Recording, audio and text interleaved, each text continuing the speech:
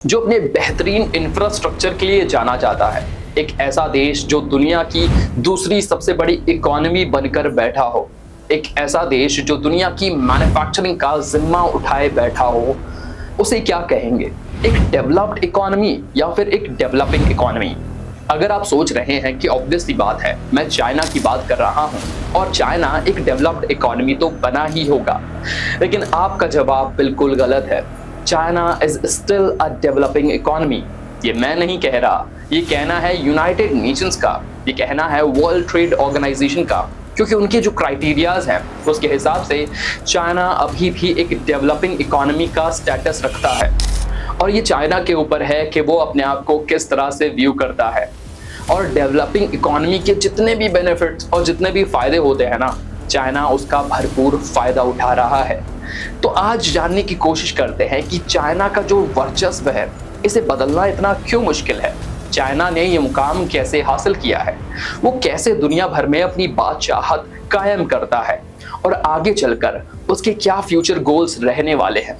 आज इस वीडियो में दोस्तों, ईयर 1979 से ही चाइना की इकोनॉमी हर 8 साल में डबल हो जाती है और तब से लेकर आज तक चाइना ने 80 करोड़ से भी ज्यादा की अपनी पॉपुलेशन को पॉवर्टी के जाल से ऊपर उठाया है। यही एक रीजन है कि चाइना की जो प्रोमिनेंस है वो दुनिया भर में तेजी से और अचानक से फैल गई। इसी के साथ चाइना यूएनएससी यानी कि यूनाइटेड नेशन सिक्योरिटी काउंसिल का परमानेंट मेंबर है, यानी कि उसके पास बड़े डिसीजंस लेने में एक वेटो पावर भी मिल जाता है। इन सब के बावजूद चाइना यूनाइटेड नेशन का सेकेंड लार्जेस्ट कंट्रीब्यूटर है, यानी कि यूनाइटेड नेशन के फंड्स में सेकेंड लार्जेस्ट कंट्रीब्यूशन अमेरिका के बाद चाइना की तरफ से ही आता है। इसके बावजूद यूएनएससी के अंदर हो या फिर यूनाइटेड नेशन की अदर असेंबलीज में चाइना एक डेवलपिंग इकोनॉमी का, या फिर मैं कहूं कि लार्जेस्ट डेवलपिंग इकोनॉमी का स्टेटस रखता है। चाइना के पास जिम्मेदारी है डेवलपिंग इकोनॉमी को लीड करने की, और वो इस तरह से व्यू करना पसंद भी करता है अपने आप को।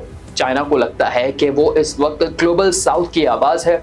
ना सिर्फ ग्लोबल साउथ बल्कि एशिया में वो अपने आप को ऑलरेडी एक सुपर पावर मानकर बैठा है, और उसे लगता है कि अमेरिका के बाद पूरी दुनिया की कमान सीधे चाइना के हाथों में ही आने वाली है।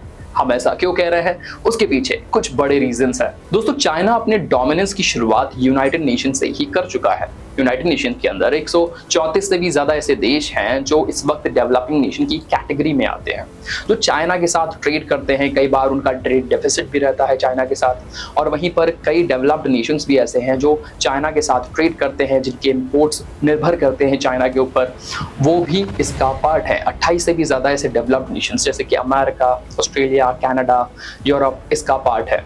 और इसी ही तरह से चाहे डेवलप्ड नेशंस हों या फिर डेवलपिंग नेशंस हों, वो चाइना को एक अलग नज़र से देखते हैं, क्योंकि चाइना की खुद में ही एक अलग इंपॉर्टेंस हो जाती है। और चाइना यहाँ पर अपने आप को लार्जेस्ट डेवलपिंग इकोनॉमी के तौर पे स्टैब्लिश किए हुए है।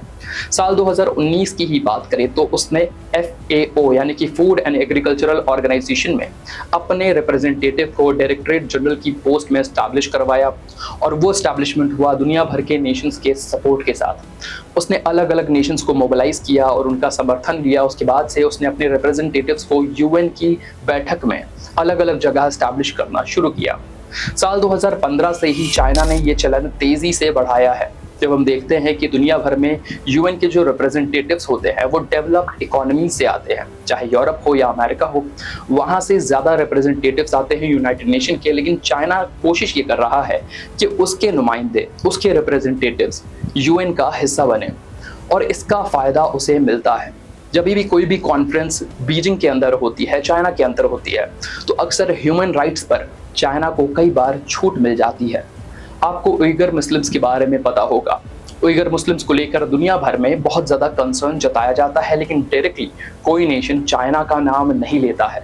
आपने कई बार सुना भी नहीं होगा कि उइगर मुस्लिम्स के साथ क्या हो रहा है। बहुत से लोग तो जानते भी नहीं हैं। कोई कहता है कि हिटलर जैसा सुलूक चाइना उनके साथ करता है, लेकिन इसके बावजूद बहुत सारे इस्लामिक नेशंस भी चाइना को बैकलैश नहीं देते हैं।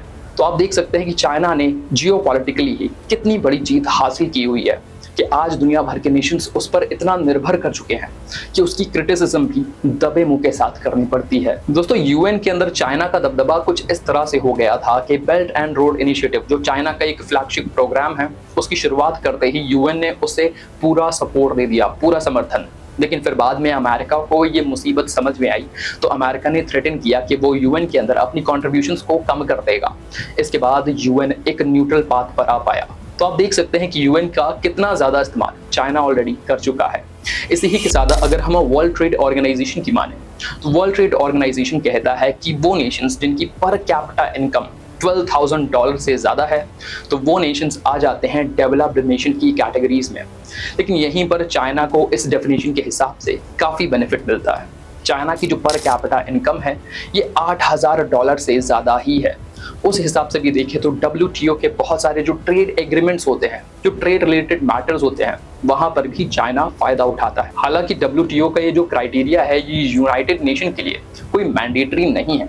इसके बावजूद भी यूनाइटेड नेशन और WTO जैसे संस्थाओं में एक यूनानिमस मत दिखता है कि वो चाइना को एक लार्जेस्ट डेवलपिंग इकोनॉमी की तरह ही व्यू करेंगे। दोस्तों, चाइना इस वक्त दुनिया का सबसे बड़ा एक्सपोर्टर है, दुनिया की दूसरी सबसे बड़ी इकोनॉमी है। उनकी इकोनॉमी का साइज $14 ट्रिलियन से ज्यादा का है। वहीं पर डेवलप्ड नेशन जैसे कि ऑस्ट्रेलिया, उसकी इकोनॉमी का साइज $1.5 ट्रिलियन की है। फिर भी चाइना को यहाँ पर लार्जेस्ट डेवलपिंग नेशन का टैग मिला हुआ है। तो आप देख सकते हैं कितनी सारी नाइंसाफियां हो रही हैं उन देशों के साथ जो ऑलरेडी डेवलपिंग की कैटेगरी में आते हैं, जो डिजर्व करते हैं इस टैग को, और चाइना ने अपनी इस पोजीशन को हर बार एक्सप्लॉइट किया है। दोस्तों, अगर हम एनर्जी कंजम्पशन की भी बात करें तो चाइना इस वक्त दुनिया की सबसे बड़ी एनर्जी कंज्यूमिंग इकोनॉमी है। 35% से भी ज्यादा की एनर्जी चाइना में अकेले खपत हो जाती है। तो आप देख सकते हैं कि ग्लोबली कितना बड़ा इन्फ्लुएंस चाइना दुनिया पे रखता है। और ऐसा नहीं है कि दुनिया ने इसका संज्ञान लेने की कोशिश नहीं करी है। बतौर दुनिया की लार्जेस्ट सुपर पावर के तौर पे देखा जा रहा अमेरिका कई बार इस पर एक्शन लेने की बात कर चुका है। अगर अमेरिका की माने तो साल 2023 के अंदर ही ये एक लेजिस्लेशन लेकर आए थे अपने सेनेट के अंदर, ताकि चाइना का ये जो डेवलपिंग का टैग है इसे चेंज करके डेवलप्ड कर दिया जाए, क्योंकि चाइना किसी मामले में भी एक डेवलप्ड नेशन से कम नहीं है। और साथ ही अगर हम फॉरेन पोस्टिंग्स की भी बात करें तो इसमें भी चाइना अमेरिका से बहुत आगे निकल चुका है। लेकिन कुछ ऐसी बातें हैं जहां पर चाइना काफी पीछे रह जाता है, जैसे कि ह्यूमन डेवलपमेंट इंडेक्स, इसकी रैंकिंग में 191 देशों की सूची में चाइना 79th पे आता है। एग्जाम्पल के तौर पे बताएं तो श्रीलंका और ईरान जैसे देशों से भी पिछड़ी चाइना की रैंकिंग यहाँ पे रह रही है। 200 मिलियन से भी ज्यादा नागरिक, यानी कि 20 करोड़ से भी ज्यादा ऐसे नागरिक हैं चाइना के जिन्हें क्लीन कुकिंग गैस नहीं मुहैया होती है, यानी कि सफाई नहीं है, सैनिटेशन नहीं है। और साथ ही में अगर हम पॉवर्टी की बात करें तो 2019 का डेटा बताता है कि चाइना की 25% से ज्यादा की आबादी पॉवर्टी में थी। वहीं पर पोर्टुगल की, यानी कि पोर्टुगीज की केवल 2% की आबादी ही पॉवर्टी में थी। तो इस मामले में चाइना पोर्टुगल से पीछे रह जाता है। और यही कुछ बड़े रीजंस हैं जिसकी वजह से चाइना को एक डेवलपिंग इकोनॉमी का टैग मिला हुआ है। तो दोस्तों, अब शायद आपको समझ में आने लगा होगा कि अमेरिका चाइना के पीछे क्यों पड़ा रहता है। इसी ही के साथ अगर हम चाइनीज स्ट्रैटेजी की बात करें तो चाइना का जो मेन फोकस है वो डुअल सर्कुलेशन का है, यानी कि वो अपनी डोमेस्टिक डिमांड पर फोकस करना चाहते हैं और इंटरनेशनली उनका जो ट्रेड हो रहा है उसमें भी बढ़त बनाना चाहते हैं। हालांकि ये बात और है कि कोविड-19 पैंडेमिक के बाद के जो इंसिडेंट्स हुए हैं उससे दुनिया भर के जो नेशंस हैं वो अब चाइना पर ज़्यादा रिलाय नहीं करना चाहते हैं। लेकिन ये बात ज़्यादातर सच है वेस्टर्न नेशंस के लिए। अभी एशिया में बहुत सारे ऐसे नेशंस हैं जो चाइना का पल्ला पकड़े हुए हैं और चाइना पर रिलाय करना चाहते हैं, बशर्ते हमारे पड़ोसी देश जैसे कि पाकिस्तान, श्रीलंका, म्यांमार। आप जानते होंगे कि इन देशों में बहुत से ऐसे इंस्टेंसेस हुए हैं जिसमें देखा गया है कि इन्होंने प्रो चाइना एक्टिविटीज़ में अपना इंडल्जमेंट दिखाया है। पाकिस्तान जो इंडिया का आर्क राइवल है उसे चाइना अपने बेल्ट एंड रोड इनिशिएटिव में टॉप प्रायोरिटी पे रखता है, क्योंकि वहाँ से ही उसका एक बहुत बड़ा काम शुरू हो रहा है जिसपे सीपेक कहते हैं। China belt and road initiative के तहत सीपेक का जो काम है वो चाइना से हो रहा है पाकिस्तान की तरफ से, और वहां पर चाइना चाह रहा है कि तेजी से काम हो। हालांकि ये बात अलग है कि $60 बिलियन के ज़्यादा के अमाउंट को अभी चाइना पाकिस्तान में इन्वेस्ट कर चुका है। इसके बावजूद भी उसे कुछ बड़े डेवलपमेंट्स होते नहीं दिख रहे हैं। चाइना ने पाकिस्तान के अंदर अपनी बहुत सारी मनमानी करी है, जैसे कि पाकिस्तान की बहुत सारी रिसोर्सेज को BRI प्रोजेक्ट पे लगाया हुआ है। साथ ही में पाकिस्तानी वर्कर्स को उस पर जॉब पे नहीं रखा। चाइना के 5 लाख से भी ज़्यादा के जो वर्कर्स हैं वो पाकिस्तान के अंदर मौजूद हैं जो सीपेक प्रोजेक्ट पे काम कर रहे हैं। और इसी ही के चलते पाकिस्तान के जो लोकल्स हैं वो चाइना से नाखुश है, भले ही सरकार चाइना का साथ दे रही हो। और इसके चलते पाकिस्तान के अंदर चाइनीज वर्कर्स पे लगातार अटैक्स होते जा रहे हैं, टेररिस्ट अटैक्स होते जा रहे हैं, चाइनीज वर्कर्स को मारा जा रहा है। और चाइना भी इसको लेकर कंसर्न है, वो चाहता है कि पाकिस्तान उनकी जो सिक्योरिटी है उस पर भी खर्च करे, और पाकिस्तान की सरकार ऐसा करती भी है। तो पाकिस्तान की सरकार सीपेक को लेकर भी खर्चे कर रही है, अपने एनर्जी और रिसोर्सेज भी उसमें लगा रही है। साथ ही में चाइनीज वर्कर्स को, जो कि पाकिस्तान के वर्कर्स की जॉब खा रहे हैं, उनके प्रोडक्शन के लिए भी काफ़ी खर्च करना पड़ता है पाकिस्तान को। तो आप देख सकते हैं कि पाकिस्तान कितने हद तक चाइना के स्ट्रैप में घिर चुका है, और पाकिस्तान को ये रियलाइज नहीं होता, क्योंकि उससे चाइना चाहिए हिंदुस्तान से मुकाबला करने के लिए। वहीं अगर हम श्रीलंका में आए, जो हमारा पड़ोसी देश है, और कई बार श्रीलंका और इंडिया के जो रिलेशंस हैं वो बनते बिगड़ते रहे हैं कुछ मामलों में। हाल ही में श्रीलंका में नई सरकार चुनकर आई है।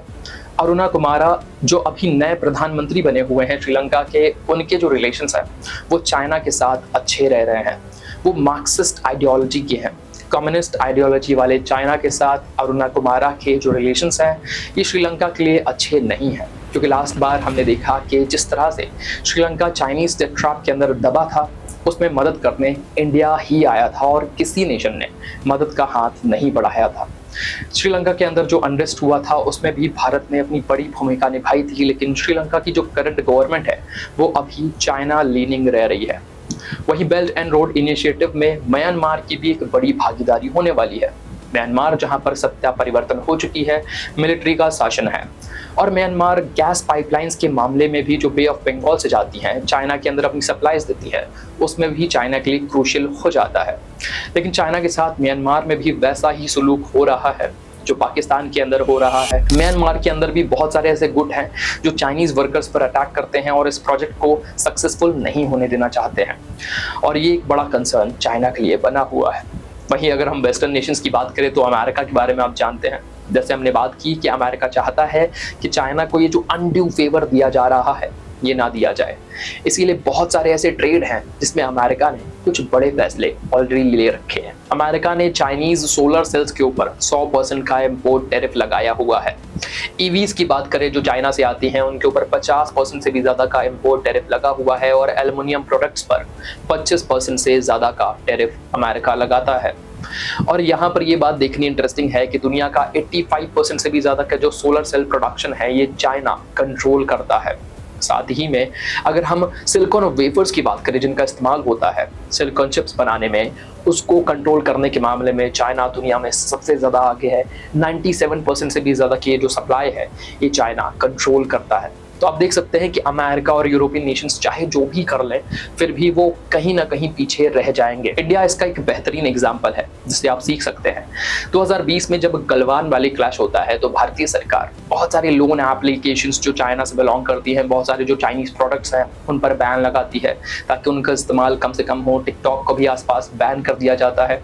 इसके बावजूद भी इंडिया और चाइना का जो ट्रेड है वो लगातार बढ़ता जा रहा है। ना सिर्फ इंडिया चाइना का ट्रेड बल्कि यूएस, यूरोप, यूके, इन सब का ट्रेड भी चाइना के साथ कोविड-19 पैंडेमिक के बाद से बड़ा ही है, चाहे वो 1.5% ही क्यों ना हो। इंडिया की बात करें तो $101 बिलियन का जो ट्रेड है वो इंडिया चाइना के साथ करता है, और इसमें हम बहुत ज़्यादा ट्रेड डेफिसिट रखते हैं। ज़्यादातर हम इंपोर्ट करते हैं, फिर चाहे वो सोलर सेल्स हो, ईवी बैटरीज हो, तो इन सब मामलों में भी भारत की सरकार चाह कर भी कुछ नहीं कर पा रही है। हालांकि सरकार ने कुछ एंटी डंपिंग ड्यूटीज भी लगाई हुई हैं, क्योंकि चाइना की सरकार बहुत सारे ऐसे प्रोडक्ट्स हैं, बहुत सारे ऐसे मटेरियल्स हैं जो इंडिया के अंदर डंप कर देती है, और सरकार चाहती है कि इंडिया की जो इकोनॉमी है इससे शैटर ना हो। तो इसलिए हमने स्टील के प्रोडक्ट्स पर काफ़ी अभी इम्पोर्ट टैरिफ लगाया था, एंटी डंपिंग ड्यूटी लगाई थी। तो 19% से ज़्यादा का जो चाइनीज़ इम्पोर्ट है स्टील का वो कम हो चुका है। और वहीं दुनिया के जो ग्लोबल ब्रांड्स हैं जो अमेरिका, यूरोप और यूके से चाइना के अंदर मैन्युफैक्चरिंग करते थे, वहाँ की सर्विसेज पर निर्भर करते थे, वो अब इंडिया, वियतनाम, इंडोनेशिया जैसे देशों पर आ रहे हैं। वो ताइवान में अपना काम लेकर जा रहे हैं। उन्हें पता है कि ज़्यादातर हमारा जो काम है वो अब चाइना से बाहर निकालने की ज़रूरत है। एप्पल इसका बेस्ट एग्जांपल है। $12 बिलियन से भी ज़्यादा के जो आईफोन के एक्सपोर्ट्स हैं वो एप्पल ने इंडिया से करे हैं फाइनेंशियल ईयर 2024 के अंदर, और माना ये जा रहा है कि अभी ये बस शुरुआत है। एप्पल आगे आने वाले वक्त में अपने बाकी के जो डिवाइसेस हैं, आईपैड्स हो, मैकबुक हो, इन्हें भी इंडिया के अंदर ही प्रोड्यूस करेगा और दुनिया भर में एक्सपोर्ट करेगा। ये एक बेहतरीन स्ट्रैटेजी हो सकती है, लेकिन चाइना की जो डोमिनेंस है इसे पूरी तरह से चेंज करने के लिए शायद ये काफी ना हो, क्योंकि चाइना ने साल 2024 के अंदर एक स्टिमुलस पैकेज भी लॉन्च किया है, और वो भी 142 बिलियन डॉलर का। जी हाँ, इसके बाद से ही लोग एस्टिमेट कर रहे हैं कि चाइनीज गवर्नमेंट अपनी इकोनॉमी को एक पुश देना चाहती है। चाइनीज गवर्नमेंट ने 142 बिलियन डॉलर का ये जो पैकेज है जैसे ही स्टिमुलेट किया, वैसे ही बहुत सारी जो मेटल माइनिंग कंपनीज हैं उनके स्टॉक्स में भी सर्ज देखा गया, और इससे माना यह जा रहा है कि चाइना के अंदर जो इंफ्रास्ट्रक्चर के काम रुके पड़े थे उन पर भी बढ़त आ सकती है। हालांकि चाइना का जो रियल एस्टेट मार्केट है ये अभी भी एक बहुत ही ज्यादा शैटरिंग सिचुएशन पर बना हुआ है। देखना होगा कि चाइनीज सरकार इसे उबारने के लिए और क्या बड़े कदम उठाती है।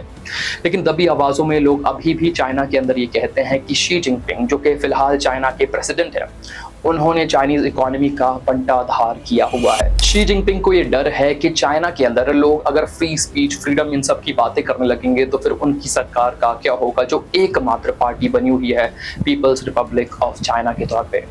शी जिनपिंग चाहते हैं कि चाइनीज लोग सिर्फ चाइना की सरकार की बात माने, उनका ही प्रोपोगंडा फॉलो करें, और यही बड़ी बात है कि गूगल, एप्पल अपनी डोमिनेंस चाइना के अंदर उतनी नहीं बना पाए जितना चाइनीज कंपनीज ने खुद को बनाया हुआ है। लेकिन चाइनीज इकोनॉमी खुद चाइनीज कंपनीज का कुछ खास भला नहीं करती। आप जैक मा के बारे में पढ़ सकते हैं, जो कि अलीबाबा के फाउंडर हैं। उनके साथ क्या हुआ, एक वक्त में वो एशिया के सबसे रईस शख्स बन गए थे, लेकिन चाइनीज गवर्नमेंट से झगड़ने का मैटर ये हुआ कि आज उन्हें बहुत सारे लोग नहीं जानते। आज की जो जनरेशन है वो जैक मा का दबदबा भूल चुकी है, और ऐसे बहुत सारे बिलियनर्स हैं जो रातों रात गायब हो गए क्योंकि वो चाइनीज गवर्नमेंट के खिलाफ कुछ बोल रहे थे या फिर अपने एक्शंस कर रहे थे। चाइनीज गवर्नमेंट को अभी भी ये डर है कि उसकी जो जनता है वो बगावत ना कर दे, और इसीलिए कोई भी जो नेगेटिव इंफॉर्मेशन होती है चाइनीज गवर्नमेंट अपनी जनता तक पहुंचने ही नहीं देती। साथ ही में वो अपनी डोमिनेंस बनाए रखने के लिए बहुत सारा झूठा प्रोपेगेंडा प्रोपेल करती है। हाल ही में अमेरिका की एक रिपोर्ट आई थी जिसमें बताया गया कि चाइनीज सबमरीन जिसे हाल ही में बनाया गया था वो समुद्र में डूब चुकी है। इसकी खबर न चाइनीज जनता को पता चली, न दुनिया भर के किसी देश को। जैसे ही ये खुलासा हुआ तो लोग कहने लगे कि चाइना ने इतनी बड़ी बात छुपाई, क्योंकि आज तक ऐसा और किसी देश के साथ नहीं हुआ है एक्सेप्ट रशिया, जो कि एक पुरानी सबमरीन थी साल 1960 की, वो समुद्र में डूबी थी जब उसे जंक यार्ड में भेज रहे थे। लेकिन चाइना की न्यूली इमर्ज्ड सबमरीन हाल ही में पानी के अंदर डूब गई। एक बड़ी ह्यूमिलिएशन की बात है, क्योंकि चाइना इस वक्त दुनिया की सबसे बड़ी नेवी अपने पास रखने का दावा भी करता है। तो चाइना की बहुत सारी जो बातें हैं वो हवा हवाई भी हैं, और इसीलिए दुनिया भर के जो एनालिस्ट हैं वो दो भागों में बटे हुए हैं। एक ही कैटेगरी को लगता है कि चाइना कुछ बड़ा कर सकता है, उसके पास कुछ बड़े फ्यूचर गोल्स हैं जिससे वो दुनिया का नक्शा बदल के रख सकता है। वहीं पर दूसरी कैटेगरी के लोगों को लगता है कि चाइना सिर्फ अपनी डोमिनेंस कायम करने के लिए देशों को डराता है, उसके पास सच में कोई बड़ा प्लान नहीं है। अब ये तो आप समझ सकते हैं कि चाइना के पास कोई बड़ा प्लान है या नहीं। आपकी क्या राय है, कमेंट में जरूर बताएं। ये एनालिसिस पसंद आई हो, वीडियो समझ आया हो तो इसे लाइक कर दें, ज्यादा से ज्यादा लोगों तक शेयर करें ताकि दुनिया जान सके कि आखिरकार चाइना किस बिना पर आज इतना पावरफुल बना और उसके आगे के प्लान्स क्या हो सकते हैं। मिलेंगे अगले वीडियो में, तब तक के लिए शुक्रिया और टाटा, जय श्री श्याम।